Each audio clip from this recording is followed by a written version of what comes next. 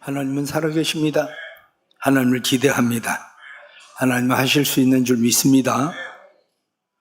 우리가 살고 있는 세상은 안전하십니까? 내가 살고 있는 세상은 편안합니까? 요즘 날씨나 기온은 어떻습니까? 유럽 날씨가 보편적으로 35도 올라가는 날씨인데 유럽의 날씨가 이제는 40도가 넘어버리니까 열사병으로 죽는 사람이 수천 명이 되는 그런 상황들이 벌어집니다. 중국은 워낙 땅이 넓으니까 한쪽에서는 물난리로 날리고 한쪽에서는 기근으로 날리고 이러한 일들이 일어납니다. 우리가 살고 있는 이 나라, 이것은 안전합니까? 때로는 이유도 알 수 없는 사람들이 자기 분노로 인해서 어느 날 가해자로 등장하지는 않을까 하는 그런 불안감이 있습니다. 그래서 혹시 내 가족들을 해치면 어떻게 하나 싶어지는 그런 마음. 아니면 정치는 어떻습니까? 더 이상 신경 쓸 일이 있나, 신경 쓰지 말아야지 라고 생각할 수도 있지만 안 쓸 수도 없습니다. 마음에 안 들면 법도 자기 마음대로 바꾸고 국민들이 아우성을 쳐도 반응도 하지 않고 그러니 이러한 상황들 속에서 안전하다고 생각할 수 있는가? 그런 거죠. 경제는 어떻습니까? 달러 환율이 계속 올라가고 우린 달러 안 쓰니까 상관없다 이렇게 생각할지 모르지만 그런 상황은 아닙니다. 왜냐하면 수입을 해야 되고 수출을 해야 되는 나라에서 그것을 무시하고 살 수 있는 것도 아니고 주식은 올라간다고 얘기하지만 언제 롤러코스터를 타고 또 얼마 전에도 그냥 추락을 하는 그러자 개미들만 아우성을 치는 상황들이 벌어지기도 하고 이것저것 생각하면 온통 내 마음대로 안 돼서 사람들의 마음 가운데 분노가 가득해 있습니다. 화가 납니다. 내가 당한다고 생각을 해보세요. 그러면 내가 당한다고 생각을 하면 억울한 일이고 그래서 억울해서 더 이상 당하기는 싫으니 그러니까 가해자가 되는 거고 억울한 일 당하기도 싫고 가해자가 되기도 싫으니 그냥 더러운 세상 그리고 스스로 세상을 끝내는 사람들도 많고 도대체 뭘 어떻게 해야 되나 싶어지는 세상입니다. 한편으로 생각하면 내가 뭘 그렇게 잘못했나? 내가 뭘 그렇게 잘못해서 나는 이런 꼴을 당해야 되나? 이런 생각도 들고 한편으로 생각하면 저 사람은 뭐가 그렇게 잘나서 저 사람들은 저렇게 고개 빳빳이 들고 길거리에 저렇게 활보를 하나? 잘 나간다고 얘기를 하나? 때로는 현수막이 도로가에 걸려 있는 것만 봐도 화가 나는 사람들도 많습니다. 그 이름만 봐도. 국회의원이 어느 날 자기 지역구 어린아이들 집을 방문을 했습니다. 의원이 아이들에게 물었습니다. 여러분 내가 누군지 알아요? 그리고 아이들에게 물었더니 이게 웬일인지 꼬맹이들이 안다고 대답을 하는 거예요. 기분이 얼마나 좋은지.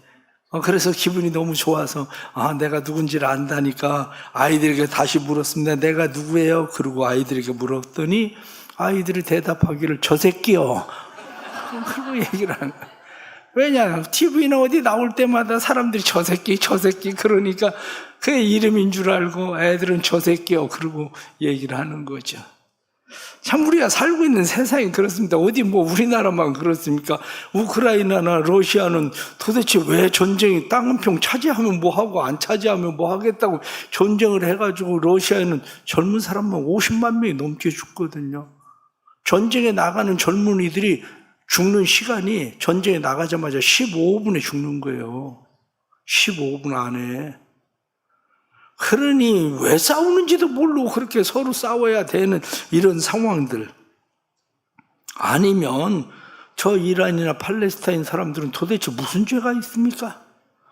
무슨 죄가 있어서 그 어린아이들이나 그 국민들이 그 고생을 하고 그렇게 어려움들을 당해야 되는지. 한편으로 생각하면 참 불쌍하게 그지없습니다. 베네수엘라는 지진으로 인해서 수천 명이 죽고 수만 명이 부상을 당하고 어디 세상 한 곳 안전하다고 느껴질 만한 곳이 어디 있습니까?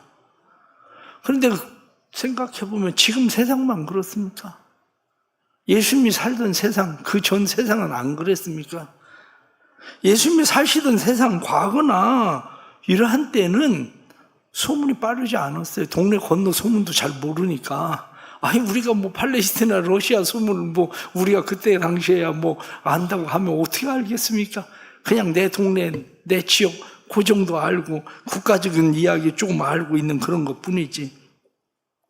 문제는 평안하게 살고 싶은데 우리를 평안하게 살게 놔두질 않는다는 거죠. 도대체 어떻게 해야 평안하게 살 수 있을까? 그런 생각을 하고 있는데 성경이 우리에게 말씀하고 있는 건 수고하고 무거운 짐진 자들아 다 내게로 오라. 그러면 내가 너희를 쉬게 하리라. 이렇게 말씀하시니까 그리고 교회 가면 진짜 편안해지나? 이렇게 생각합니다.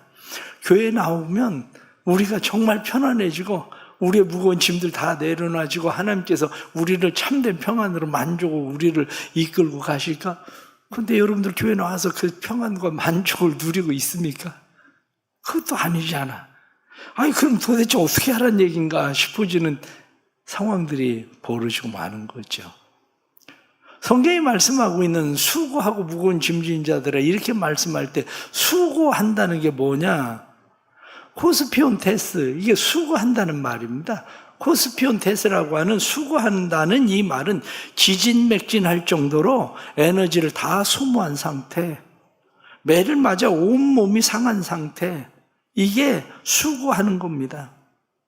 쉽게 이야기해서 어떤 한계에 이르도록 내 모든 것을 거기다 다 갈아 넣어서 피곤이 그냥 완전히 우리의 삶에 쪄들어 버려 있는 이런 상황, 이런 것을 이야기하죠.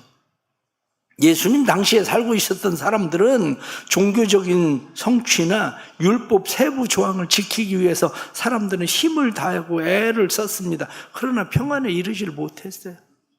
그냥 먹고 살기 위해서 열심히 얼마나 수고를 했는지 그래도 겨우 목구멍에 풀칠하기 힘든 그런 상황들을 사람들이 살고 있었던 겁니다. 그러니 영적으로 육체적으로 탈진되어 있는 그 상황의 사람들에게 예수님께서 수고한 짐진 사람들아 내게로 와라. 예수님 그렇게 말씀하신 거거든요. 무거운 짐 이렇게 이야기하면 무거운 짐이라고 하는 것은 자신이 원해서 진 것이 아니라 외부의 누군가에 의해서 강제적으로 지워진 짐을 이야기합니다. 그래서 바리새인 서기관들이 종교적으로 그들의 어깨에 메워놓은 짐, 로마의 제국의 압제로부터 세금을 내야 되고 착취를 당하고 정치적인 이러한 무거운 짐, 이러한 짐들을 얽매였는데 내가 벗어보려고 해도 스스로 벗어버릴 수 없는 이러한 상황들. 그러니까 수고한 짐을 졌다 이렇게 이야기하면 잘 해보려고 애쓰고 애써서 내적으로 탈진되어 있는 상태, 무거운 짐 이렇게 이야기하면 외부적인 환경에 의해서 타인들이 내게 짊어져 놓은 그러한 짐, 이것을 보고 외부적인 압박, 이것으로 인해서 힘들고 어려운 상황 가운데 빠져 있는 사람들을 이야기합니다. 그런데 예수님께서 그들을 초청하신 거죠. 와라. 수고하고 무거운 짐진 자들아 다 내게로 와라. 내가 너희를 쉬게 하리라. 그렇게 말씀하신 겁니다.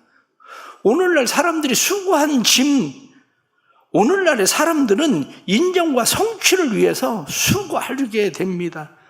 능력주의 세상 속에서 어떻게 하면 내 능력을 발휘해서 끊임없이 나를 증명할 수 있을까?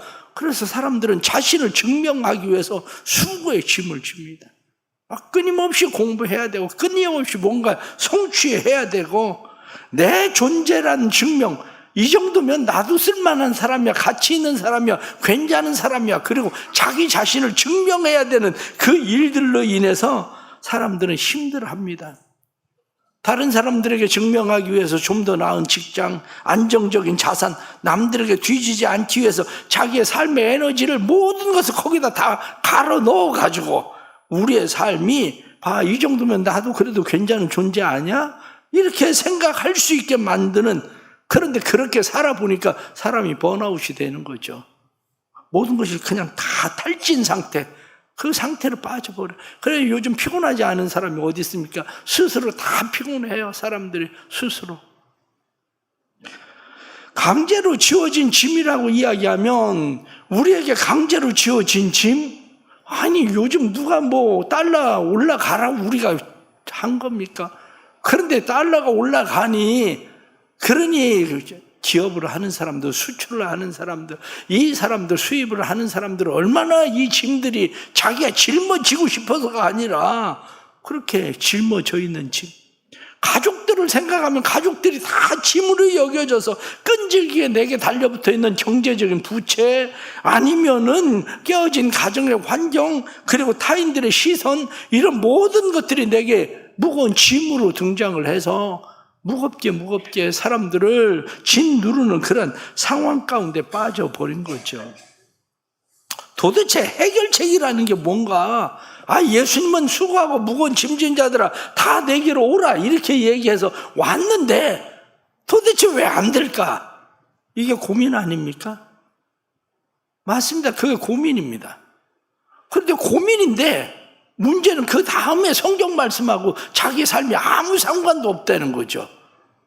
수고하고 무거운 짐진 자들아 다 내게로 오라 그래서 오기는 했는데 그 다음에 예수님께서 말씀하시기를 나는 마음이 온유하고 겸손하니 내 몽이를 메고 내게 배우라 이렇게 말씀하는데 온유, 겸손이 뭔가를 우리는 잘 이해를 못하고 있는 거죠.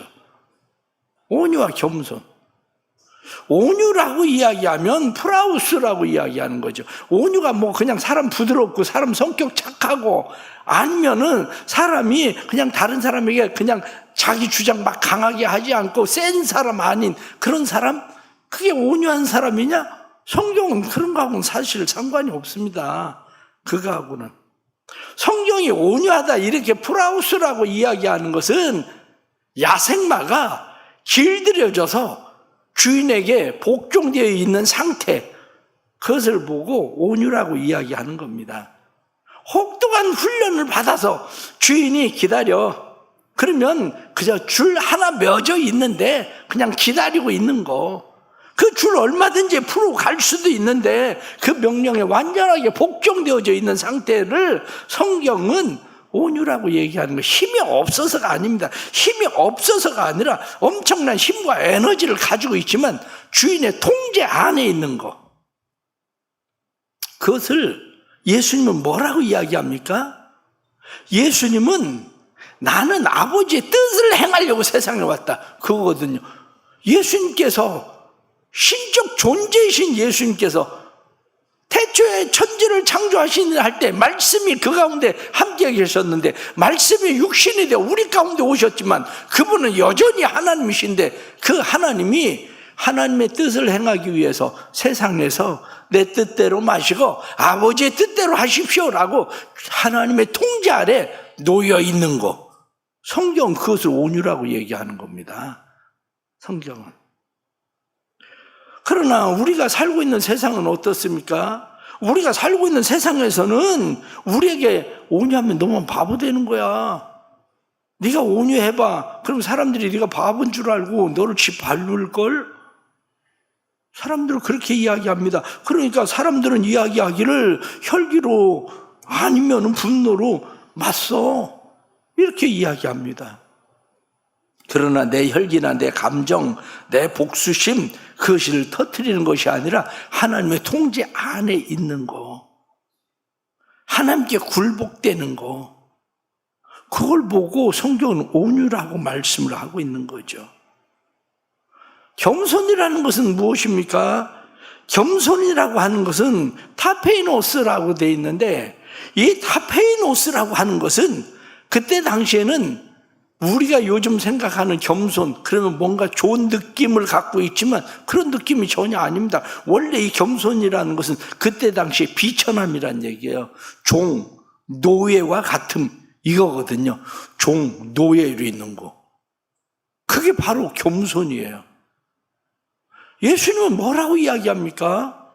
예수님께서 말씀하시는 것은 자발적으로 하나님의 위대하심 그 속에 같이 계시는, 나는 하나님과 본체가 동등하지만 동등됨을 취할 것으로 여기지 아니하고 나를 비워 종의 모습으로 세상에 오셨다는 거거든요. 내가 섬김을 받으러 온 것이 아니라 나는 도리어 섬기러 왔다 이렇게 이야기하시는 섬김, 그걸 보고 성경은 겸손 그렇게 말합니다. 내가 주인 되어서 상황을 통제하는 그러한 것이 아니라 주인 되시는 하나님 앞에 자발적으로 자기 자신을 스스로 낮추는 것, 이게 바로 겸손인 거죠. 그렇습니다. 예수님께서 말씀하시는 온유와 겸손이라는 것은 다른 말로 이야기하면 철저하게 하나님 앞에 자신을 낮추어서 하나님의 통제 속에서 통제를 받고 있는 상태, 이게 바로 온유와 겸손이라고요. 그러면 우리는 어떻습니까? 우리는 온유합니까? 우리는 겸손합니까? 더 쉽게 말해서 우리는 하나님의 통제 속에 있습니까? 하나님의 눈치를 보고 있습니까? 우리가 세상 일들을 다 간섭할 수는 없습니다. 세상 일들을 어떻게 다 간섭하겠습니까? 세상 일들 다 간섭하지 않지만 우리는 내게 관계가 돼 있는 것들에 대해서 관심을 가지고 우리는 거기에 대해서 우리의 감정이 움직이는 거죠.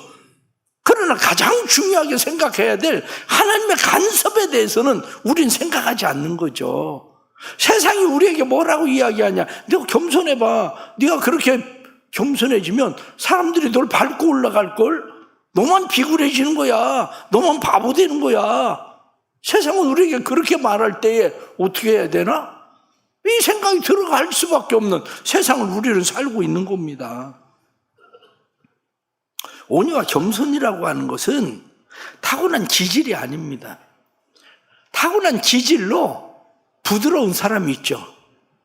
타고난 기질로 교만하지 않은 사람이 있어요.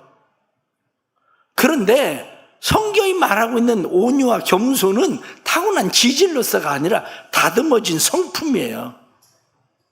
그래서 성경은 우리에게 말씀하기를 내게 와서 배우라 이렇게 말씀하는 거죠. 배워야 되는 거예요. 훈련해야 되는 거예요. 반복적으로 훈련하고 반복적으로 배워서 타고난 기질, 그 기질을 뛰어넘어서 우리의 삶이 길들여지는 거.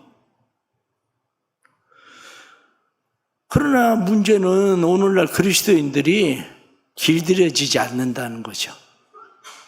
하나님에게 길들여지질 않아요.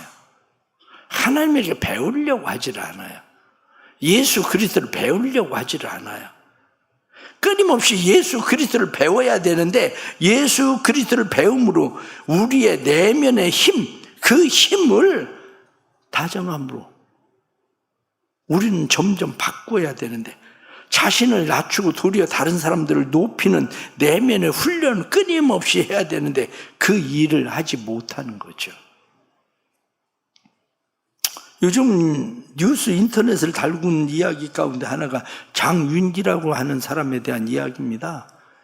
이 장윤기라고 하는 사람이 고등학생 이채원 양을 살인한 살인사건인데 대부분 살인사건이 한번 신문이나 뉴스에 나고 나면 뭐 얼마 안 가서 그냥 거의 사라집니다. 왜냐하면 뭐 살인사건이 한두 건이 아니니까. 그런데 이 장윤기라고 하는 사람이 왜 2달 넘게 막 계속 이것이 이렇게 사람들에게 계속 회자되느냐? 거기에는 장윤기라는 사람이 어떤 사람인가의 문제예요. 장윤기라고 하는 사람이 정상적인 사람으로서 할 수 없는 행동을 했는데 그 행동이 자기 기질을 만들어간 행동이라는 거예요. 그게 기질적으로 사람들은 각각 사람들의 기질은 다르게 타고납니다. 그런데 다르게 타고난 그 기질을 어떻게 갖고 가느냐에 달려 있는데 장윤기라는 사람이 스스로 이야기하기는 우발적인 사건이다 이렇게 이야기하지만 그 친구들이나 프로파일러들이 이야기하는 것은 우발적인 사건이 아니라는 거예요. 그는 계속적으로 다른 사람을 성폭행하겠다고 떠버리고 다녔고 뿐만 아니라 죽이겠다고 얘기를 하고 그것은 스스로 자기를 만들어 가고 있었다는 거지. 프로파일러들이 이런 사람들이 사이코보다 더 무서운 게 있다는 거예요. 사이코는 사실은 이 분간이 잘 안 되는 사람들이거든요. 감정이나 이것이 느껴지지 않는 분간이 안 가는 사람들인데 이런 정상적인 사람이 이런 일을 한다는 것은 그 사람이 아픔이나 통증을 알면서도 그 짓을 한다는 거예요. 왜? 그게 만들어지는 성품이라. 그렇기 때문에 이게 무섭다는 거예요. 이게 더 나쁘다는 거예요. 사이코들보다도 더 나쁜 이유가 뭐냐면 그런 사람들이라는 거예요.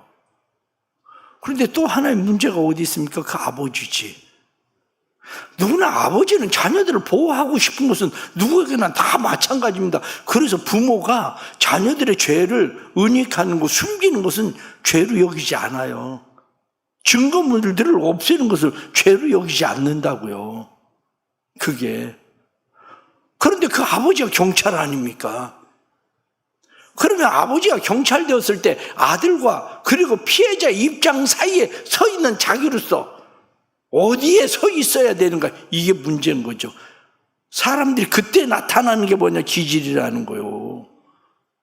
그게. 자기를 잘 만들어 가는 것 같다가 우리의 기질이라고 하는 것이 성품이나 인격으로 덮여지고 있는 것 같다가 어느 순간이 되면 푹 튀어나오는 거죠. 그런데 그게 깊게 덮여져 있는 사람들은 쉽게 못 나오는 거지. 왜냐? 이 사람들은 가치관이나 판단 기준이 명확하기 때문에. 그런데 이 가치관이나 판단 기준이 그냥 어설프게 그냥 덮고 있었던 사람들은 기질이 튀어나오면 그냥 기질이 그대로 드러나는 거죠. 그럼 경찰이면, 아버지면 자기는 어디에 서 있어야 되나? 바로 이 문제죠. 이러한 일들. 오늘날 사람들이 그냥 성격 검사를 하느라고 MBTI나 애니어그램, TCI 이런 것들을 성격 검사들을 하잖아요. 많이 합니다, 성격 검사. 그런데 성격 검사 하는데 문제가 있습니다. 내가 어떤 사람인가 아는 거죠. 그 사람이 어떤 사람인가를 아는 거죠. 그러면 성경에 나타난 말씀처럼 내게 와서 배우라 이렇게 말씀한 것처럼 배워야지. 끊임없이 주님의 온유와 주님의 겸손을 닮아가려고 훈련해야지. 그런데 성격 검사하는 사람들이 대부분의 태도가 어떤데요? 나 원래 그런 사람이야. 그런데 뭐 어쩌라고? 어떻게 하라고? 나 그런 사람이니까 그냥 받아들여. 그거 아닙니까? 대부분 성격 검사하고 그런 사람들이 내 뭐 성격이 나 원래 그래. 그러니까 그냥 받아들여. 어쩌라고? 어쩌는 게 아니라 훈련을 해야지. 만들어 가야지. 더군다나 교회 와서 예수님께서 내 마음은 온유하고 겸손하니 내게 와서 배우라 이렇게 말씀을 하시면 주님의 온유와 주님의 겸손, 하나님의 통제 안에 살아가려고 하는, 하나님의 통제 속에서 낮아지려고 하는 것을 배워야 되는데 우리는 배우지는 않고 교회 오면 쉼을 얻게 해준다더니 왜 안 쉬게 해주는 거야? 응? 쉼을 준다더니 무거운 짐진 거 다 내려놓게 해주시겠다 하더니 왜 안 되는 거야? 왜 안 해주는 거야? 이런 거 아닙니까? 그거 올바른 신앙 아닙니다. 그거 올바른 신앙 아니고 올바른 신앙은 배워야 되는 거예요. 훈련해야 되는 거예요. 다듬어야 되는 거예요. 만들어 가야 되는 거예요. 그것은 문제는 내 힘과 노력만으로는 되지 않는다는 사실이죠. 내 힘과 내 노력만으로는 되지 않으니까 우리에게 조련사가 필요한데 그 조련사가 누굽니까? 성경은 그것을 성령이라고 말하는 겁니다. 성령에 귀 기울여라.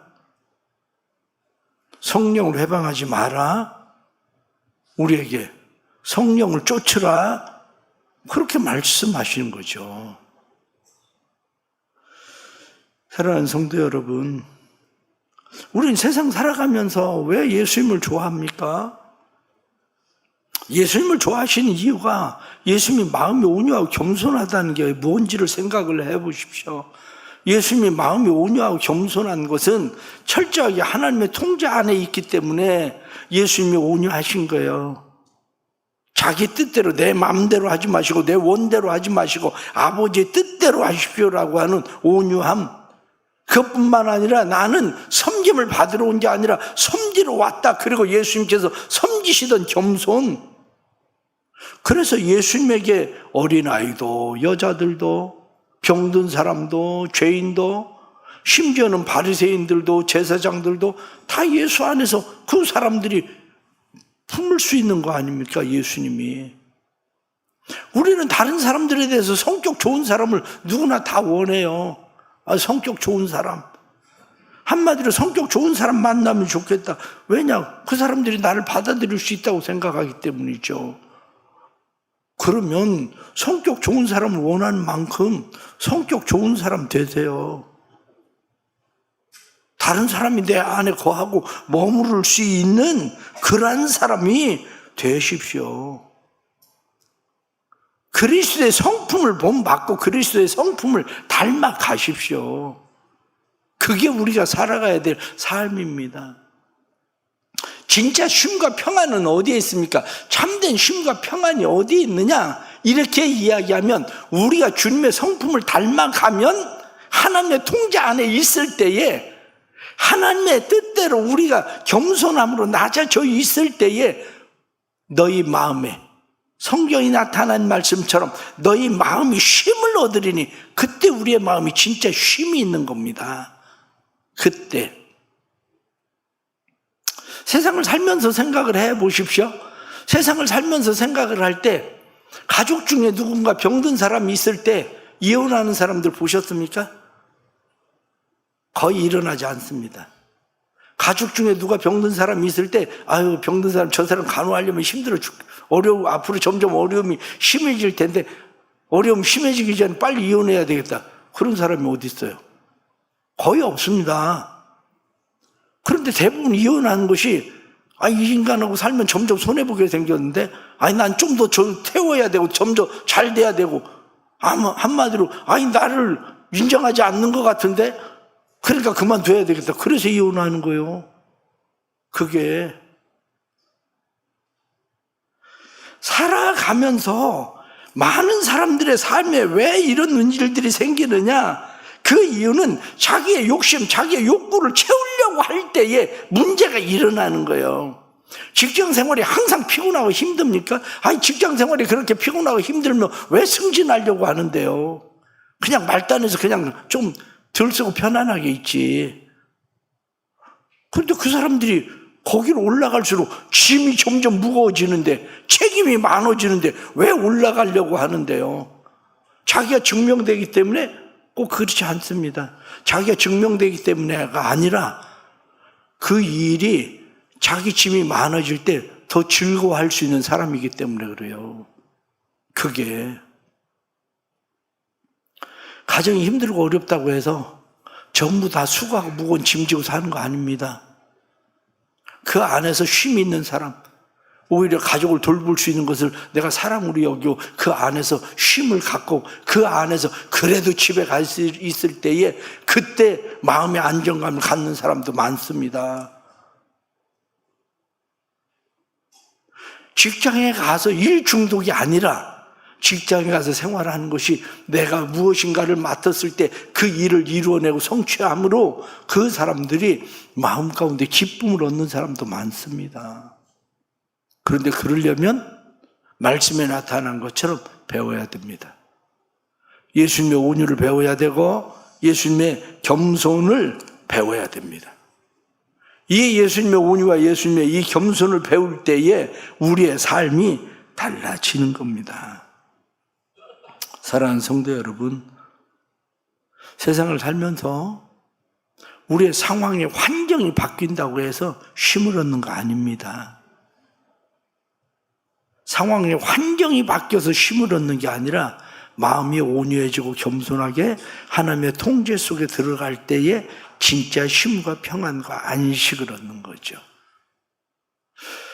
그렇다면 내가 예수 안에서 있을 때 참된 쉼과 평안과 안식을 얻는다면, 내가 누군가 성격 좋은 사람을 원한다면 다른 사람이 내 안에 있을 때 쉼과 평안과 안식을 얻을 수 있도록 온유하십시오. 다른 사람이 내 안에 있을 때 쉼과 평안과 안식을 얻을 수 있도록 겸손하십시오. 아까 장윤기에 대해서 이야기를 했지만 장윤기가 왜 그렇게 만들어졌겠습니까? 어렸을 때부터 그 아버지가, 그 부모가 그렇게 만들질 않아서 그런 거예요. 그게 어렸을 때 성품을 가르치십시오. 어렸을 때 성품을 다듬으십시오. 기질은 내버려 두면 기질은 나중에 엉망이 됩니다. 기질은. 어렸을 때 기질을 잘 성품으로, 그리스도의 인격으로 잘 다듬어야 돼요. 만들어 가야 돼요. 그런데 요즘 부모들이 그렇지를 않아요. 우리 애 그런데 어쩌라고? 우리 애 기죽이지 말라고? 기죽이지 않고 그냥 가보세요. 20살 넘으면 20살 넘을 것도 없어. 중학생만 되면 그때부터 감당 못해요. 20살까지 갈 것도 없어. 그걸 누가 만들 건데요? 내가 예수 안에서 쉼과 평안과 안식이 없는데 누가 내 안에 들어와서 쉼과 평안과 안식을 얻겠어요? 내가 예수 안에서 쉼과 평안과 안식, 쉼이 있어야 다른 사람이, 내 가족들이 내 안에 들어와서 쉼과 평안과 안식을 얻는 거지. 오늘 성경은 우리에게 분명히 말씀합니다. 수고하고 무거운 짐진 자들아 다 내게로 와라. 내가 너희를 쉬게 하겠다. 나는 마음이 온유하고 겸손하다. 와서 내게 배워라. 그러면 너희 마음이 쉼을 얻을 거다. 성경은 우리에게 그렇게 말씀합니다. 사랑하는 성도 여러분, 주님 안에서 배울 수 있기를 바랍니다. 그래서 참된 쉼을 얻기를 축복합니다. 그래야 다른 가족들, 다른 사람들이 내 안에 쉼을 얻어요. 교회 안에 성도들끼리도 그래야 다른 사람이 내 안에 들어와서 쉼을 얻는 성도가 되는 거지, 그렇지 않으면 쉼을 얻을 수가 없습니다. 우리 하나님께서 은혜 주셔서 우리 교회가 참된 쉼과 평안과 안식을 얻는 교회 뿐만 아니라 우리의 마음이 가족들이 내 안에 들어오고 이웃들이 내 안에 들어와서 참된 쉼과 평안과 안식을 얻을 수 있는 쉼이 있는 삶이 될 수 있기를 축복합니다. 기도하겠습니다.